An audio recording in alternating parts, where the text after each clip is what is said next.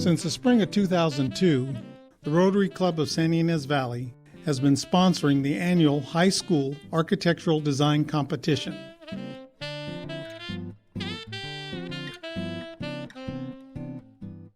Every year, students from all over Santa Barbara County gather under one roof to participate in what's called a design charrette. What is a design charrette? Well, it is when a group of like-minded people come together to design a solution to a problem. On the day of the competition, students sign in and set up their workstations. This year, 39 students from 8 county high schools participated in the competition. Once all the students have arrived, they are given the details to the problem for the very first time. They then only have 6 hours to draw their solution. This year's design problem was a children's exploration center for the senses, and it was to have exhibits of all 5 senses for school children to learn from. David Goldstein is an architect that works in the Santa Ynez Valley. He started this competition back in 1991.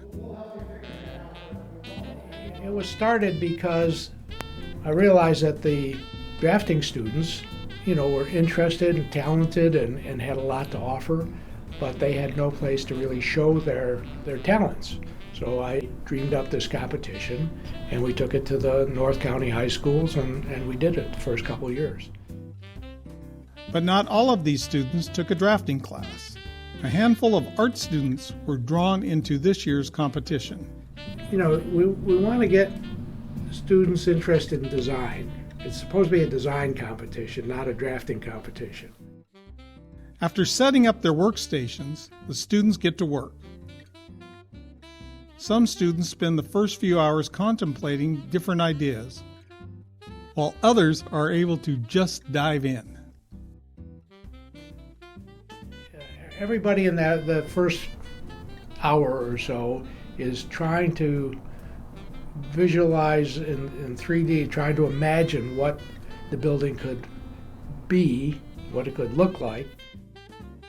Actually, this year, a lot of the students really looked at the program after it was read to them and thought about it. I saw a lot of people underlining things, circling things.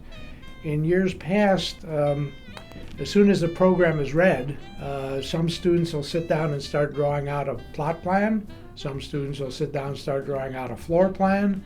Everybody waits till the end to do their elevations, what the building actually looks like in 3D. But this year, a lot of people thought about it and considered all the aspects of the program before they started sketching things out. Now that a few hours have passed, most students have their final design idea. The students are given an opportunity to take a break, stretch, and have lunch.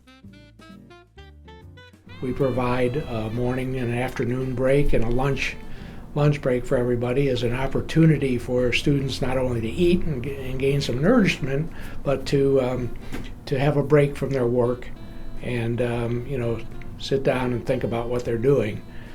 A lot of times there'll be a few students that, no, I'm not hungry. I want to keep working. So I have to kind of shoo them away to get them to have something to eat.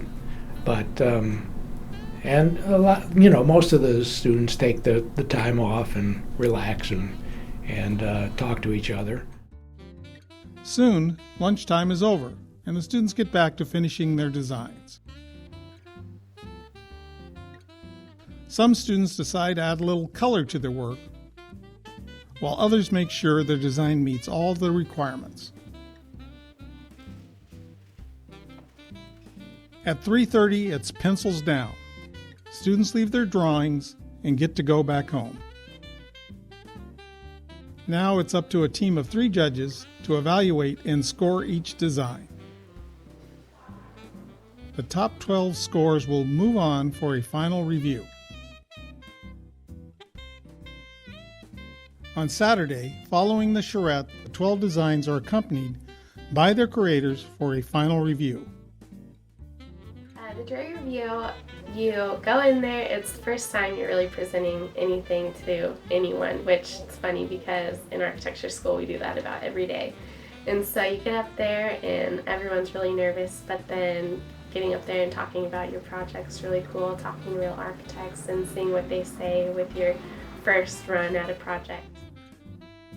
And I remember all the other contestants going up there and presenting their stuff and just thinking, oh man, I don't know if I can do that. But when you get up there and start talking, you just forget that you're in front of a bunch of people. And I got inspired by a certain museum I went to when I was younger. The students are given only a few minutes to present their design in as much detail as possible. Once their time is up, the judges get a chance to ask questions as well as provide valuable feedback to each of the finalists. I think you'd really enjoy that, so if you'd like to take me up on that, I encourage you to do so. I feel very Now that all the 12 finalists have presented their design, there's a short lunch break while all the scores are tallied. After lunch, all 12 finalists receive their original drawings and the winners are announced. The first awards go to the 2 honorable mentions, who both receive a $100 cash prize. Next, the third place winner is announced and awarded a $150 cash prize. Then, the second place winner is announced and is awarded a $200 cash prize. And finally, the first place winner is announced and is awarded with a $300 cash prize. The first place winner also has their name engraved on a perpetual trophy. The winner gets to proudly display the trophy at their school until next year's competition. All 39 students that put anything down on paper deserve a tremendous amount of credit. I mean, to be able to take all that in your head and sort it out and put it down on paper is just, it's amazing.